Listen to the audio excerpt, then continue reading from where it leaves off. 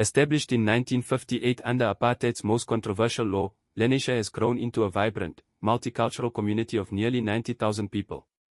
Today, we're taking a complete driving tour, from the bustling curry shops on Rose Avenue to the brand new R230 million Lenz Quarter, through one of Johannesburg's most unique suburbs. Lenasia covers approximately 20.28 square kilometers and is home to about 89,714 residents according to the 2011 census. The population density is around 4,424 people per square kilometer, that's nearly double the density of some northern suburbs. The suburb is located in Region G of the City of Johannesburg Metropolitan Municipality, in the Gauteng province. It's roughly 35 kilometers southwest of the Johannesburg CBD and adjacent to Soweto, one of South Africa's largest townships. Lenasia is significant for several reasons. First, it holds a unique and difficult place in South African history as the largest legally designated area for people of Indian extraction in the former Transvaal province during apartheid. Second, it was home to Tolstoy Farm, gifted to Mahatma Gandhi in 1910, where he developed his philosophy of satyagraha. Third, it's currently undergoing massive transformation, with the October 2025 opening of the R230 million Lenz Quarter changing the retail landscape forever. Today, it's a proudly multicultural community, but its history is never far from the surface. When the National Party government passed the Group Areas Act, this was the legal engine of apartheid's spatial segregation, assigning different racial groups to different residential and business sections. In the 1950s and 1960s, Johannesburg's vibrant Indian community, which had been living in areas like Pageview, Vredendorp, jointly known as Theaters, and Fordsburg, were forcibly removed from their homes to make way for white-only areas. The government decided to build a new, group area, for them far from the city center, and they called it Lenasia. The name combines two words, Lenz, from Captain Lenz, who owned the original plot where Lenasia sits, and Asia. It's a name that literally translates to Asia of Lenz, a colonial label for a community that was being forced to build a new home. Many of Lenasia's earliest residents didn't choose to come here. Between 1962 and 1970, an estimated 10,000 Indian families were relocated from their homes in the inner city to this dusty, undeveloped land south of Soweto. It's estimated that over 10,000 families were displaced during this period to make way for white-only neighborhoods. Despite this difficult beginning, the community that was forcibly moved built a thriving township from scratch. As segregation laws tightened, Lenasia became the largest place where people of Indian extraction could legally live in the Transvaal province. One of the most significant historical sites in Lenasia is Tolstoy Farm.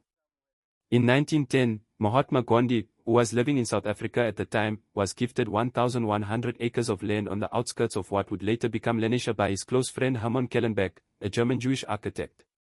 Gandhi named the property after his intellectual hero, Leo Tolstoy. He established it as a communal settlement based on the principles of simple living, self-sufficiency, and non-violent resistance. It was here, on this very soil, that Gandhi developed many of his ideas about satyagraha, non-violent protest. Today, the land is owned by Joburg, but it houses a museum and training center that commemorate Gandhi's work. Since 1994, the area has been fully integrated into the City of Johannesburg Metropolitan Municipality. However, it's faced persistent infrastructure challenges. The growth of informal settlements literally on its doorstep, such as Protea South, which had about 3,000 shacks by 2006, has put massive pressure on municipal services like water and sanitation. Lenasia today is 44% non-Indian. That's a massive shift from the apartheid era, when it was nearly 100% Indian. This reflects the desegregation of South African cities, but it's also come with its own tensions regarding resource allocation and cultural differences. English is the lingua franca, you'll hear it spoken in shops and on the street. But step into a home, and you might hear Gujarati, Tamil, Urdu, Zulu, or Tswana. It's a genuine melting pot. A major part of the Lenasia area is Lenasia South, also known locally as Daxina.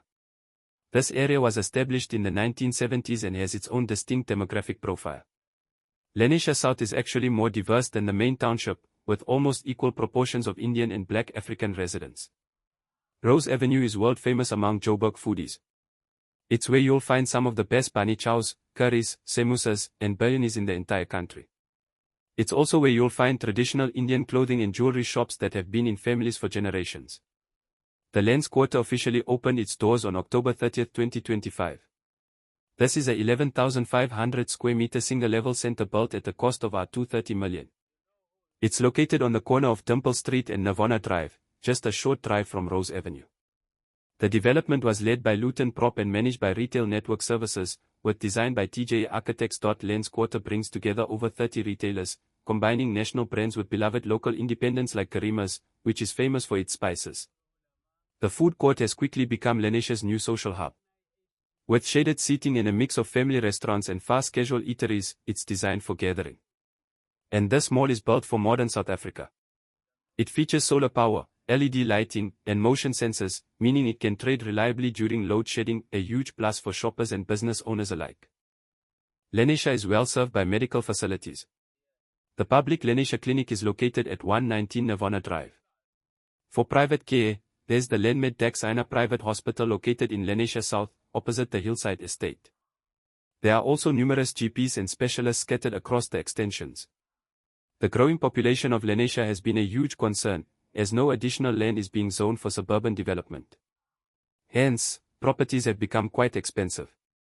It's a seller's market here, and many of the younger generation are moving out of the suburb because of high prices, major traffic congestion en route to the city center, as well as wanting to live in a more multicultural environment.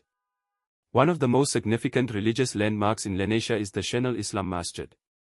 Located on Navona Drive, near the Lenasia Clinic, this is a hub for the local Muslim community for Friday prayers and evening gatherings. Lenasia also has several Hindu temples, gurdwaras, and Christian churches scattered across its extensions.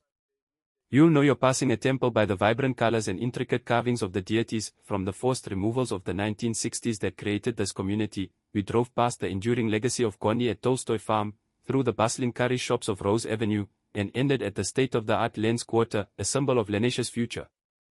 It's a place where 56% of the population still identifies as Indian, but where 44% does not. Where you can hear the Ozon and temple bells, taste a bani chow or kota, and where 200 million rand malls sit just down the road from modest family homes. If you enjoyed this exploration of South Africa's diverse suburbs, please like this video, subscribe to the channel, and share your own memories or questions about Lenasia in the comments below.